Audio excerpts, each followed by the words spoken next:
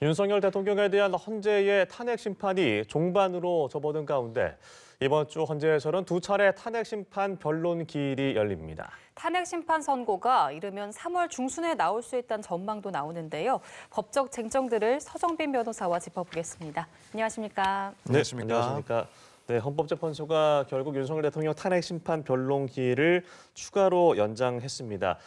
이번 주 화요일과 목요일 9차, 10차로 진행이 되는데 남은 두 차례 변론에서 헌재가 어떤 부분들을 좀 더 살펴볼까요?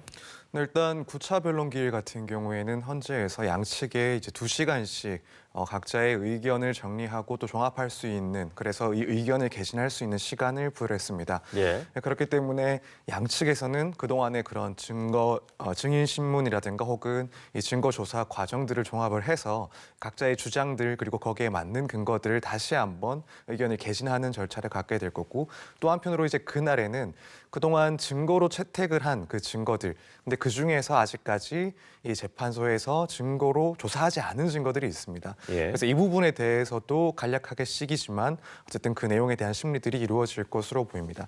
그리고 이제 10차 변론 기일도 추가적으로 지정이 돼 있는데 이때는 또 3명에 대해서 증인 신문이 이루어질 예정입니다. 이 증인으로는 지금 홍장원 전 국정원 1차장 그리고 조주호 경찰청장, 한덕수 총리가 예정이 되어 있는데 예. 각각을 간단하게 보자면 지금 홍장원 전 국정원 전 차장 같은 경우에는 한 차례 증인 신문이 있었습니다. 5차 때 나왔었죠. 네, 그렇습니다. 하지만은 이 메모 작성과 관련돼서 의혹을 제기하는 그런 증언이 조태영 원장의 입에서 또 증인신문 과정에서 나왔기 때문에 결국 그 메모 작성 경위에 대한 내용에 대해서 추가적인 진술을 조금 청취할 그런 예정으로 보입니다. 그리고 지금 조주호 경찰청장 같은 경우에는 2차례 증인신문을 시도를 했지만 건강상의 이유로 인해서 출석을 못한 상황이기 때문에 이번에도 뭐 출석을 할지 여부에 대해서는 아직까지 결정이 되지 않은 상황인 것 같습니다. 다만 이제 출석을 한다라고 한다면 결국 그 계엄 선포 당시에 경찰이 어떠한 역할을 했는지, 네. 또 그 이전에는 대통령으로부터 어떠한 지시를 받았는지 이런 내용들이 중점적으로 다뤄질 것 같고요. 그리고 이제 한덕수 총리 같은 경우에는 계엄 전의 국정의 그런 운영과 관련된 국정의 어려움과 같은 그런 부분들에 대한 증언, 혹은 그 계엄 선포 직전에 국무회의가 존재했었는지 그리고 또 그 내용이 어떤 것들이었는지에 대해서 그 증인 신문이 이어질 것으로 보여집니다. 예. 그런데 이제 윤 대통령 측은 20일로 정해진 10차 변론기를 좀 미뤄달라고 요청을 했습니다. 그날 당일 오전에 윤 대통령의 첫 번째 형사재판과 구속 취소 신문이 있다는 이유에서인데 헌재가 어떤 결정을 내릴까요? 사실 지금 어떤 결정을 내릴지 예측하기가 상당히 어려운 것 같습니다. 네. 일단은 그 시간대 자체가 일단 그 형사 재판과 헌법 재판이 조금 다른 상황으로 알고 있습니다. 그래서 형사 재판은 오전에, 그리고 헌법 재판소의 그 탄핵 심판은 오후에 이루어질 수 있을 걸로 보이는데 그 점을 들어서 헌법 재판소에서는 기존의 예정대로 이런 과정들을 진행할 가능성도 충분히 있어 보이긴 합니다. 다만 이제 이런 시간적으로는 가능하다 하더라도 윤 대통령 측이 주장하는 그런 내용, 그러니까 당일에 2가지 재판을 모두 참석을 하고 또 준비해야 되는데 시간이 더욱 필요하다라는 주장 자체는 또 분명히 일리가 있는 부분입니다. 그렇다면은 물리적으로는 가능하다 하더라도 헌법재판소 측에서는 결국 이 윤 대통령의 방어권 보장이라는 점을 다시 한번 생각을 해볼 수가 있고, 그렇다면은 다시 기일을 연기를 해서 새로 기일을 지정을 하는 그런 결과도 있지 않을까 예상은 합니다.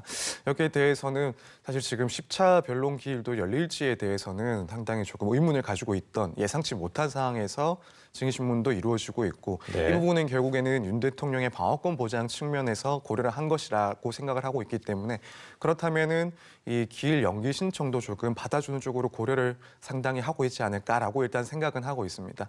여기에 대해서는 늦어도 내일 변론 기일 안에는 이 기일 일정과 관련해서 한번 결론이 나지 않을까 이렇게 예상을 해볼 수가 있습니다. 네. 그럼 일반적으로 이 첫 형사 재판, 이 공판 준비 기일에 걸리는 시간은 좀 어느 정도가 되나요?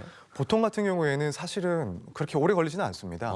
이 기일 자체가 앞으로의 그런 재판 절차에 대해서 양측의 의견을 들어보기도 하고, 또 증거들, 이 제출되는 증거들에 대해서 의견을 구하는 상당히 절차적 그리고 형식적인 내용들을 다루는 부분이기 때문에 네. 오랜 시간이 소요되지는 않고 통상적으로는 30분 이내에 끝나거나 혹은 1시간 정도 이내에 끝나기도 합니다. 그렇다면은 사실 오전에 형사 재판에 출석을 하고 오후에 탄핵 심판에 출석을 하는 모양도 분명히 있을 수는 있죠. 다만 다만 이제 사안 자체가 다른 일반적인 사건들과 비교할 수 있을 그런 수준이 아니라 상당히 중대하기도 하고 또 한편으로는 이 제출되는 증거의 양도 무척 많은 그런 사건에 해당합니다. 네. 그러다 보니 이런 의견들을 나누는 데 있어서도 상당 시간이 소요될 수가 있고 또 한편으로는 윤 대통령이 직접 출석을 해서 꼼꼼히 이 내용들을 따진다라고 한다면 통상적인 사안들보다는 훨씬 많은 시간이 소요될 수 있는 것도 사실입니다. 예. 아까도 말씀하셨지만 내일 9차 변론에서는 헌재가 윤 대통령과 국회 소추단 양측의 입장을 2시간씩 듣겠다 이렇게 밝혔거든요. 각각 어떤 주장을 좀 펼칠까요? 사실 처음부터 지금까지의 그런 주장들을 종합해서 밝히는 그런 시간이라고 생각을 하면 될 것 같습니다. 먼저 윤 대통령 입장에서의 그 내용들을 조금 간략하게 예상을 해본다면 네. 결국 이 계엄 선포의 배경 그러니까 야당의 부당한 그런 입법 독주라든가 예산 삭감 그리고 무분별한 탄핵 남발 등으로 인해서 국가 비상사태에 해당을 했었다. 그리고 이 계엄 선포는 이를 이제 국민들에게 알리기 위한 것이었고 이 국회에 투입된 군 인력 그리고 경찰들은 질서 유지를 위한 것이었다. 또 한편으로는 국회의원, 기타 이제 유력 인사들에 대한 체포 지시 그런 의혹도 사실이 아니다라는 주장을 할 거고 이제 그 근거로는 지금까지 나온 증인으로 나온 그런 사령관들의 진술 그리고 김몽식 서울경찰청장의 그런 진술들 이 진술들은 결국 법정에서 한 진술들이 상당히 중요한데 그들의 입에서 결국에는 질서 유지를 위한 국회 투입이었음이 확인됐다라는 그런 근거를 들 것 같습니다.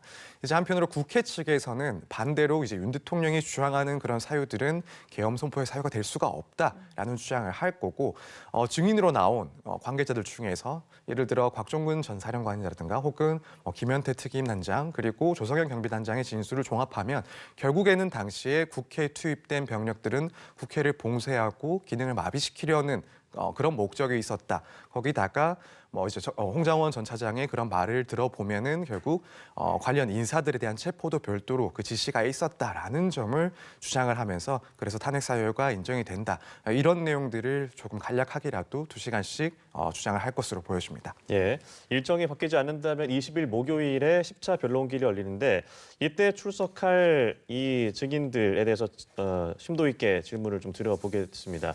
한덕수 국무총리가 결국 증인으로 채택이 됐습니다. 그런데 이제 한덕수 총리는 국회에서도 그렇고 이 계엄 선포가 정상적이지 않았다, 좀 부정적으로 언급한 바가 있거든요. 윤 대통령의 입장에서는 본인에게 유리하다고 해서 증인 신청을 한 것일 텐데 그 이유가 좀 뭐라고 보세요?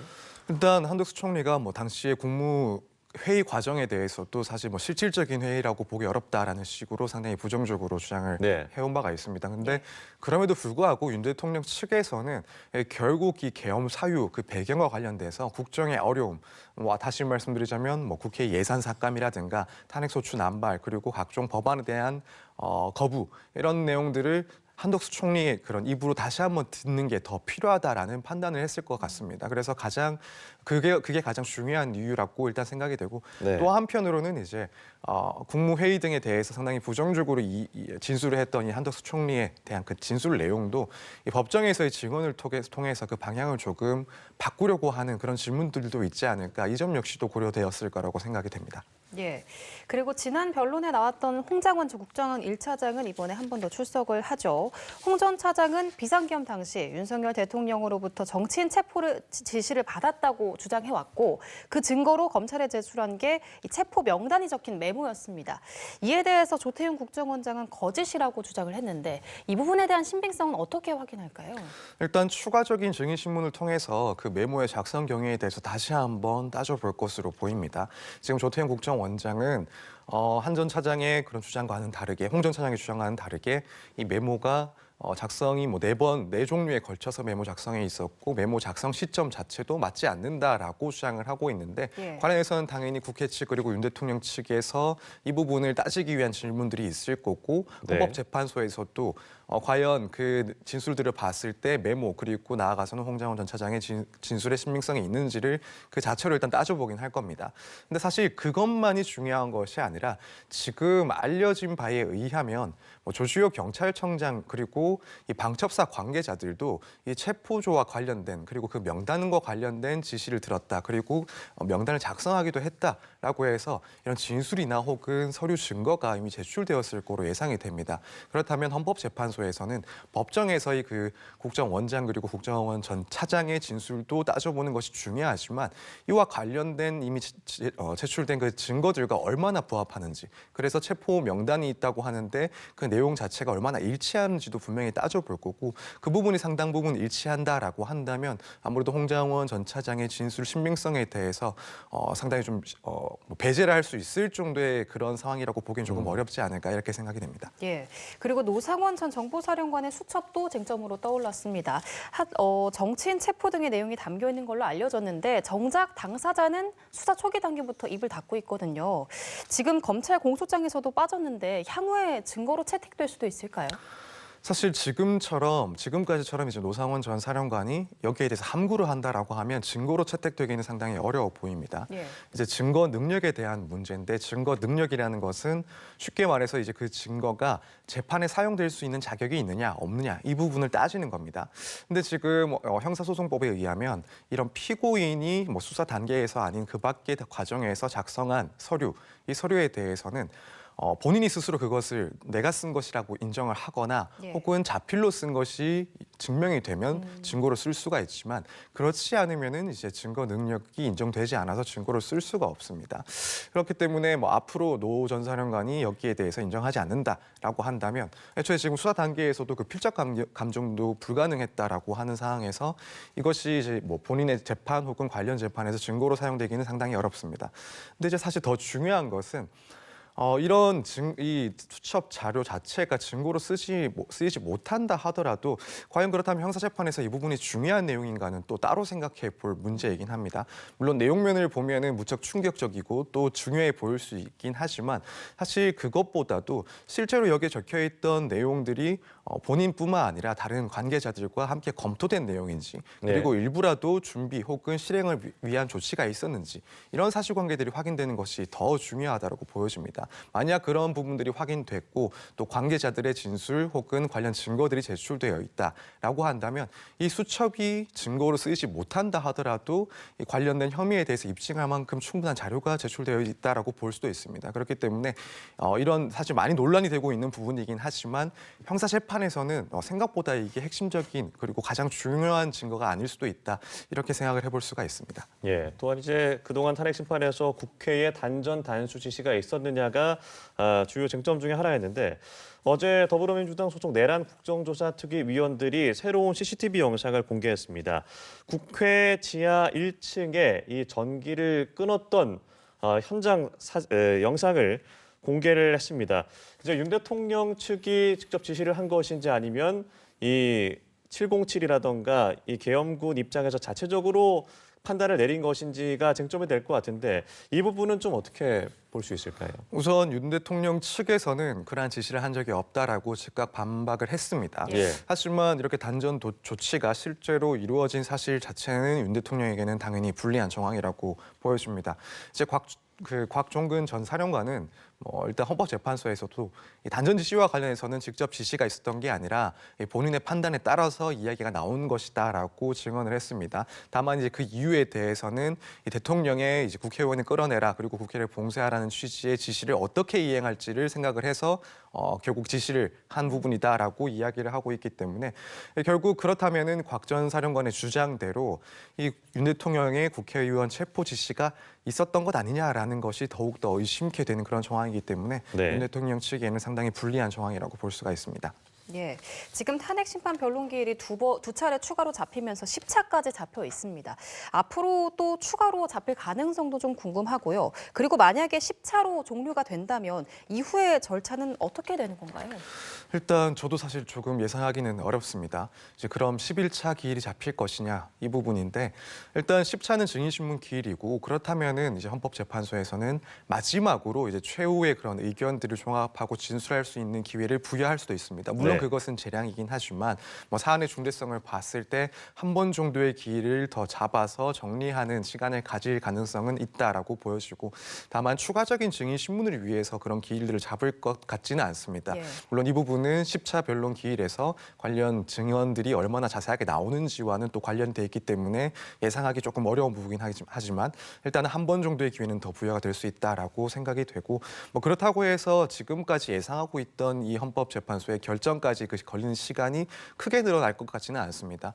통상적으로 이전의 사례들을 비교해 봤을 때 2주 안에는 결론이 날 것이다라고 보고 있기 때문에 그렇다면 이 결론은 3월 중순 정도까지는 나지 않을까라고 예상이 되고 예. 일단 이렇게 심리가 종결 그러니까 법정에서의 그 재판이 종결이 되면 약 2주 동안 이 재판관들은 관련된 회의를 하게 됩니다. 그래서 뭐 주심 재판관이 먼저 의견을 개진을 하고 각자 재판관들이 이 사안에 대한 뭐 인용 혹은 기각에 대해서 의견을 밝히면서 마지막에는 이 재판장 그러니까 권한 대행이 네. 최종적인 의견을 밝히고 이렇게 해서 다수의 의견이 확인된다라고 한다면 그 의견에 맞는 결정문이 작성이 되고 뭐 물론 일부 소수 의견이 있다면 그 부분도 포함이 돼서 결국에는 이 정해진 예상되는 그 2주 안에는 어쨌든 이 선고를 하게 되는 그런 절차로 흘러갈 것 같습니다. 네, 말씀하신 대로라면 3월 초나 중순에는 선고가 나온다는 건데 그렇다면 그 사이에 마은혁 헌법재판관 후보자는 어떻게 임명이 되는 걸까요? 어떻게 될까요? 그래서 일단 헌법재판소가 이 권한쟁의 심판에서 어떤 판단을 할지는 조금 지켜봐야 될 것 같습니다. 특히 한편으로는 이 국회의장의 이런 권한쟁의 심판 청구가 국회의 별도의 그 표결 없이도 진행 가능한지 적법적인 문제와 관련해서 조금 논란이 있기 때문에 지켜봐야 될 것 같은데 네. 이제 만약에 뭐 임명이 된다라고 한다면은 시간은 이 윤 대통령의 탄핵 심판에서 결론이 나는 시간이 조금 더 길어질 수가 있습니다. 그렇게 되면은 재판관 구성이 변경이 된 것이기 때문에 따로 이제 변론 갱신이라는 절차를 한번 밟기 위해서 기일이 추가 지정될 수가 있고 네. 또 한편으로는 뒤늦게 투입됐기 때문에 이 사안을 판단하고 의견을 정리하는 데까지 시간이 조금 더 필요할 수가 있습니다. 그래서 이 결론까지 시간이 조금 더 걸릴 수 있다. 근데 만약에 임명되지 않는다라고 한다면 결국 기존 8인 체제에서 예상했던 그 시한 내로 결론이 나지 않을까 이렇게 예상을 해볼 수가 있습니다. 예, 알겠습니다. 지금까지 서정빈 변호사와 함께했습니다. 오늘 말씀 고맙습니다. 고맙습니다. 감사합니다.